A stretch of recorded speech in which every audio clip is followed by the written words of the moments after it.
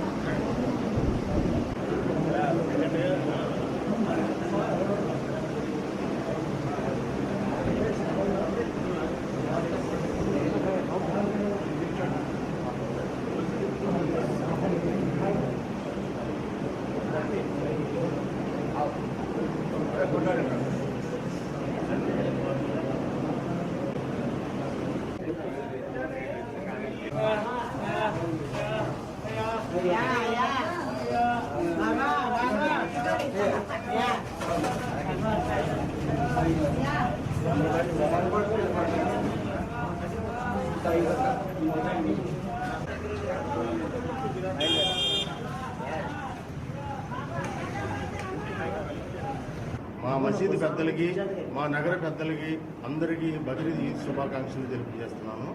ఇందుమూలంగా నేను ఏంటంటే, ఈ బక్రీద్ అనేది ఏమిటంటే అల్లాహ్ ఇబ్రాహీం సల్లల్లాహు అలైహి వసల్లం వాళ్ళ పేరుతో మనం కుర్బానీ ఇస్తాము. ఆ కుర్బానీ 3 వాటాలుగా వేసి, ఒకటి బంధువులకి, ఒకటి ప్రతి పేదవారికి అందరికీ అందజేస్తాము అని తెలియపరుస్తున్నాను. శుభాకాంక్షలు. మనం ముస్లిం సోదరులు అందరికీ బక్రీద్ శుభాకాంక్షలు. బక్రీద్ అంటే ఏంటి? మన ఇబ్రాహీం అలైహిస్సలాం గారు దీని గురించి కుర్బానీ చేశారు. దాని యొక్క సున్నతు మనం పాటించాలి. ముస్లిం ప్రజలందరికీ అస్సలాము అలైకుం వరహ్మతుల్లాహి వబరకాతుహు. మా మసీదు మదీనా మస్జిద్కి ఇచ్చిన ఎస్ఎంఆర్ పెద్దబాబు గారికి శుభాకాంక్షలు. ఇంకా మా మస్జిద్ కమిటీ మెంబర్కి అండ్ మా ఇమామ్కి, మా మోహన్ సార్కి అందరికీ మేము ధన్యవాదాలు తెలుపుకుంటున్నాం.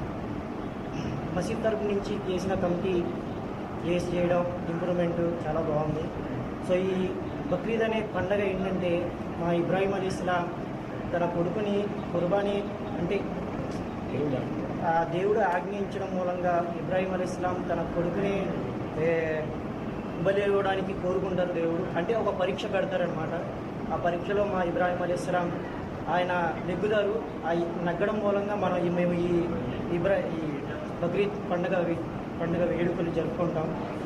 ఈ బక్రీద్ పండుగ చేసిన మా కమిటీ మెంబర్కి, మా ఇమాం గారికి, మా మోహన్ సాబ్ గారికి అందరికీ శుభాకాంక్షలు తెలుపుకుంటున్నాను. ప్రతి ప్రజలకి అందరికీ బక్రీద్ శుభాకాంక్షలు. ముస్లిం సోదరిమణులకి అందరికీ నా తరపు నుంచి బక్రీద్ శుభాకాంక్షలు. మా మదీనా మసీద్ నుంచి బక్రీద్ శుభాకాంక్షలు తెలియజేస్తున్నాను.